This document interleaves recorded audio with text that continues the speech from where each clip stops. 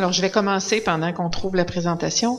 Le titre de la présentation, c'est « Agir là où nous faisons la différence pour faciliter l'entrée des jeunes au marché du travail ».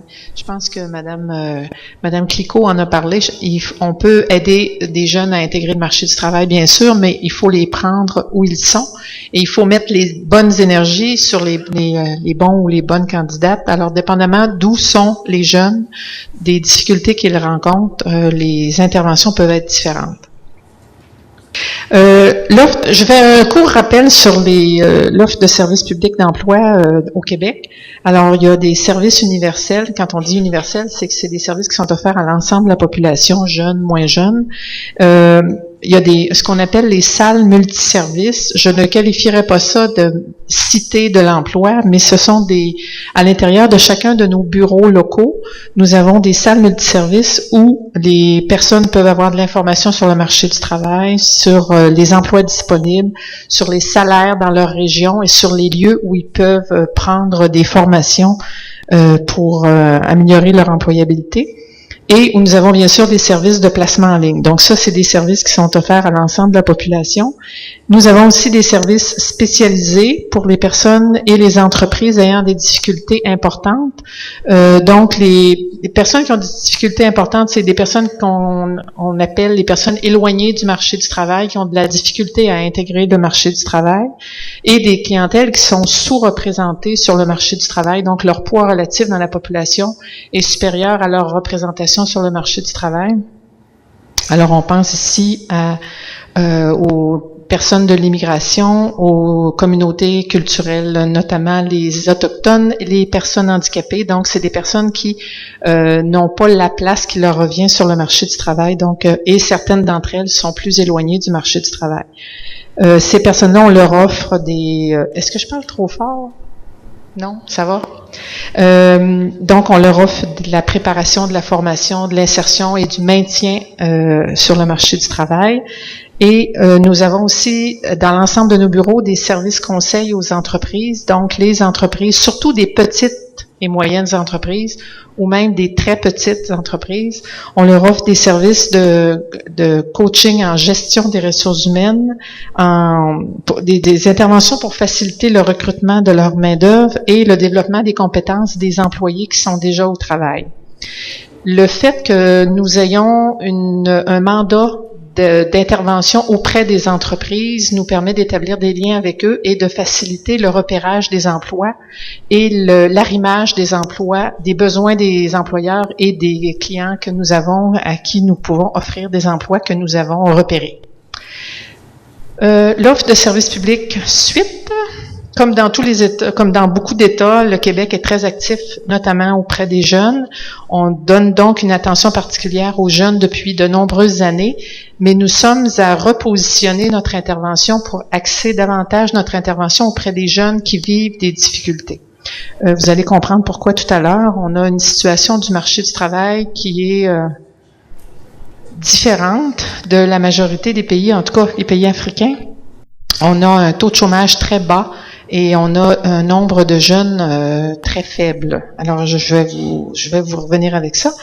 Donc, des activités, des mesures d'accompagnement pour le développement des compétences des jeunes, des activités spécifiques comme le mentorat et les stages en milieu de travail, et les stratégies de mise en mouvement pour la prise en charge rapide de certains jeunes en difficulté. Madame Clicquot le disait, c'est important d'avoir des interventions précoces. Alors, de plus en plus, on met en place des mécanismes qui nous permettent d'intervenir de façon précoce chez les primo-demandeurs et d'intervenir de façon intensive dès le début pour leur permettre de ne pas s'installer dans un cycle on appelle ça de la dépendance à l'aide financière. J'en ai parlé un peu. Les jeunes sont moins nombreux au Québec qu'auparavant. En 2002, ils représentaient 54% de nos participants dans les mesures d'aide à l'emploi, alors qu'en 2014, ils ne représentaient plus que 46% des participants. Alors, on manque de jeunes. les partenaires dans la prestation de services des services publics d'emploi. On parlait de partenariat ce matin, que c'était important, que les projets ne pouvaient pas se faire seuls. Alors, on travaille en partenariat, notamment avec des organismes communautaires. Ce sont des organismes sans but lucratif qui émergent des communautés et qui ont comme objectif de développer l'employabilité de différentes clientèles. Ça peut être les femmes, les jeunes, les immigrants, les communautés culturelles, les personnes handicapées. Et on a aussi des carrefours jeunesse-emploi. Donc, c'est des organismes qui sont... il y a 110 carrefours jeunesse-emploi au Québec.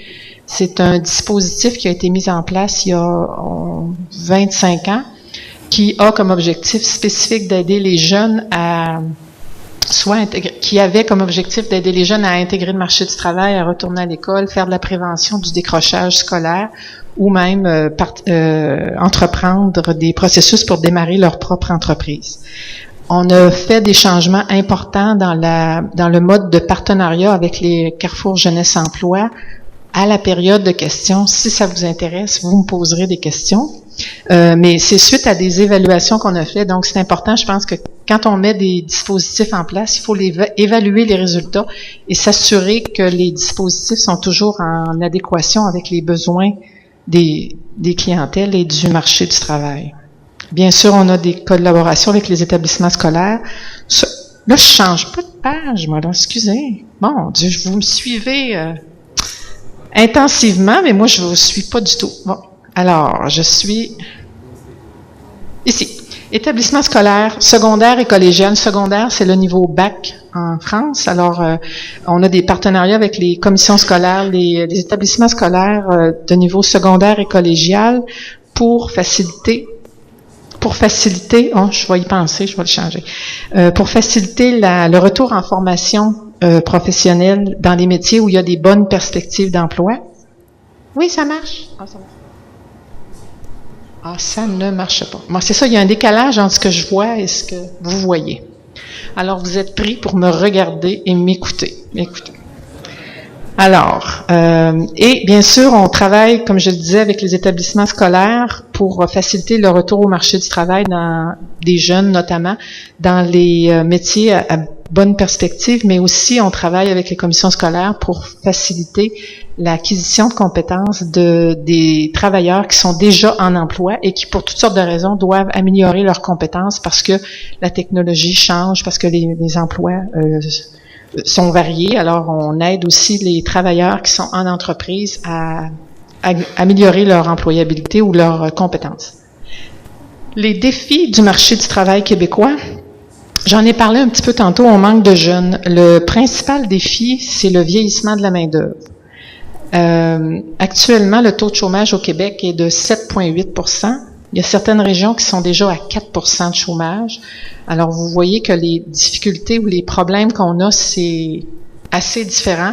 Mais il y a quand même des mesures qui s'adaptent aux deux situations. Mais, comme disait aussi Mme Clicquot, il y a des variations très importantes d'une région à l'autre. Il y a certaines régions où le taux de chômage est à 4 %, alors que dans d'autres régions, le taux de chômage est à 13 %. Donc, ça nécessite ce que j'appelle une palette d'interventions très variée pour être en mesure de permettre à nos services publics d'emploi d'intervenir de façon efficace dans leur marché du travail. On prévoit que d'ici 2022, le taux de chômage au Québec, en général, sera autour de 5 %.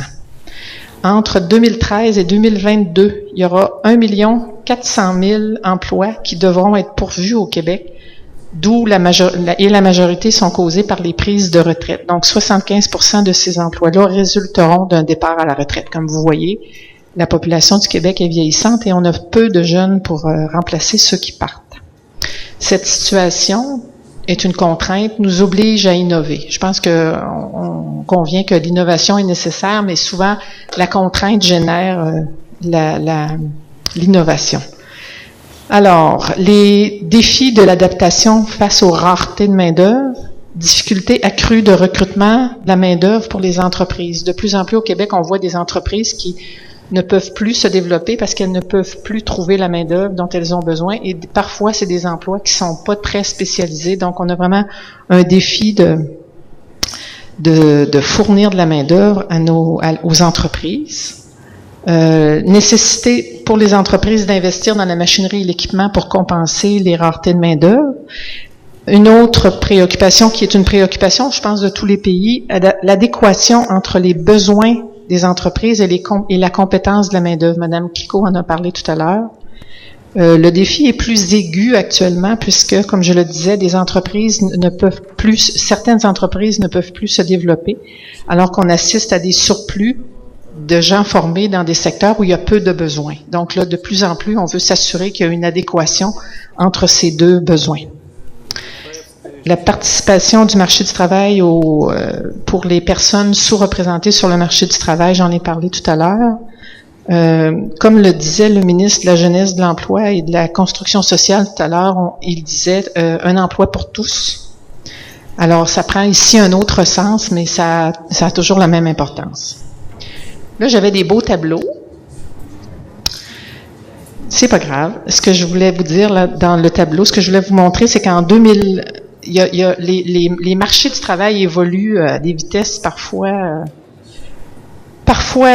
importantes. Alors, en 1971, je sais qu'il y a plusieurs personnes dans la salle qui n'étaient pas nées, mais certains d'entre nous étions nés déjà. En 1971, au Québec, ici? Non. En 1971, au Québec, les jeunes de moins de 35 ans représentaient les 2/3 de la population active. Actuellement, en 2031, elles devraient représenter à peine 1/3 de la population active. Actuellement, on est à environ 40%. 40%, oui, de la population jeune au Québec. Alors, ça fait juste vous démontrer les difficultés que nous avons. J'avais aussi un beau tableau pour montrer la proportion de NEET, les ni en emploi, ni aux études, ni en formation, dont Mme Kiko a parlé. La position du Québec est toutefois avantageuse. Il y a autour de 12% des jeunes, alors que vous disiez que dans la moyenne dans les pays de l'OCDE, c'était 20%. Les jeunes NEET, non, vous l'avez pas dit. Bon, alors il y a 12% des jeunes. Ah, les tableaux. Excusez. Alors ça, c'est le tableau on voit qu'en 1971, la majorité de la population avait moins de 35 ans, donc c'est le orange, le bleu et le rouge. Alors on voit que la proportion diminue. Ça se stabilise un peu vers 2021, mais on voit que c'est nettement insuffisant. Bon, là, il faut que je change les pages. L'OCDE, alors vous avez les pays de l'OCDE. En bleu, vous avez la position du Québec. En rouge, la position du Canada et la moyenne des pays de l'OCDE, 15,5. Priorité d'action au profit des jeunes, comme je le disais, vers un nouveau positionnement des services publics d'emploi. Donc, l'accessibilité aux services d'aide à l'emploi pour l'utilisation du potentiel des jeunes. Plusieurs jeunes ont de la difficulté à tirer profit des informations qui sont sur Internet, sur le marché du travail. Je ne veux pas aller très loin. On a eu une présentation ce matin de Pôle emploi. On a eu une présentation aussi d'Algérie. On met beaucoup d'énergie à mettre des informations sur les réseaux sociaux, accessibles sur les téléphones intelligents pour les jeunes.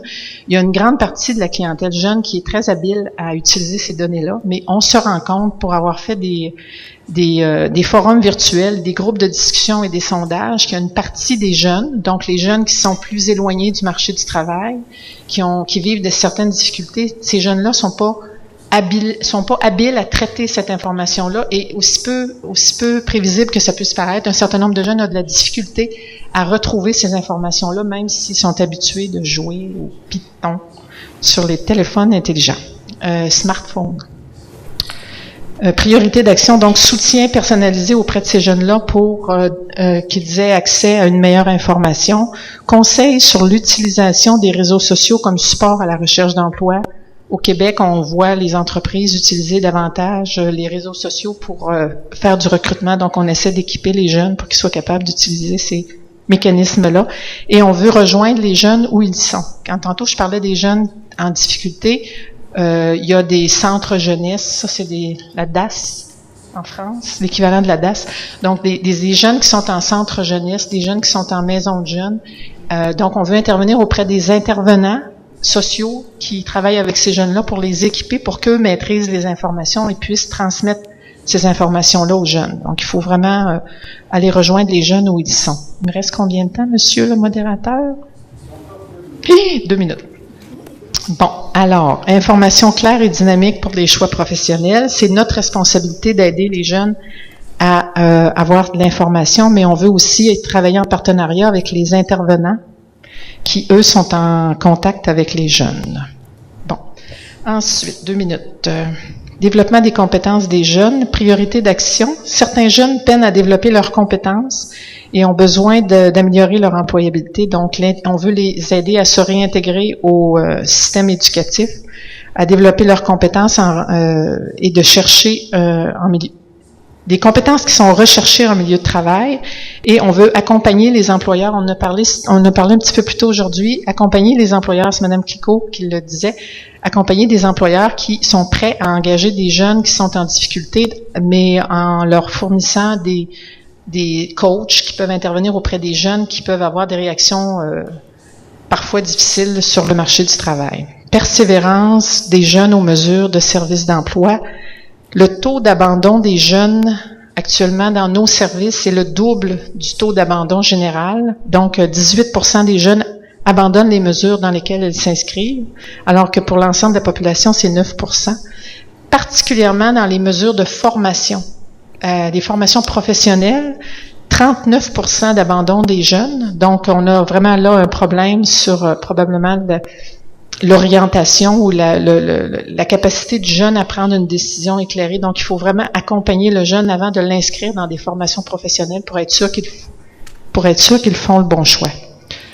Il faut aussi aider les jeunes qui sont à risque de décrochage scolaire, et il faut avoir plus d'échanges entre les partenaires du marché du travail, donc les organismes sans but lucratif, les commissions scolaires, lorsqu'il y a décrochage, pour être capable de raccrocher ces jeunes.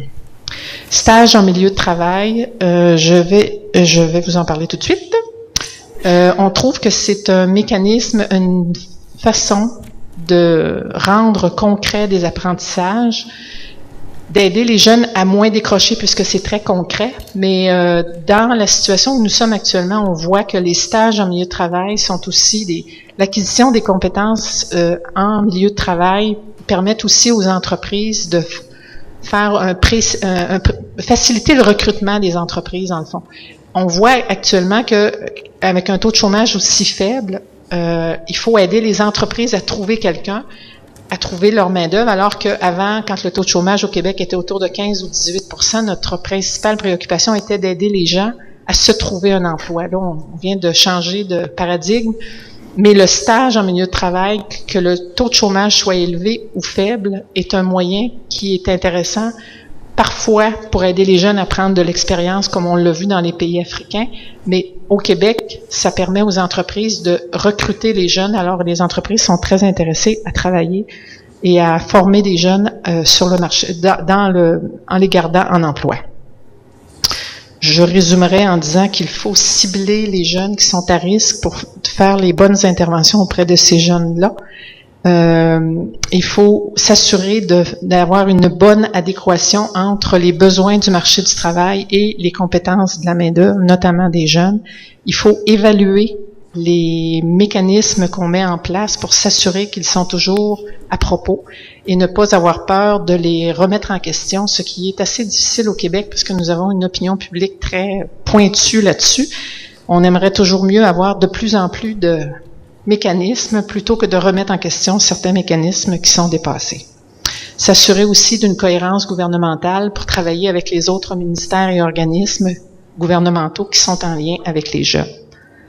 Alors, je m'excuse, Monsieur le modérateur, d'avoir pris un petit peu plus de temps.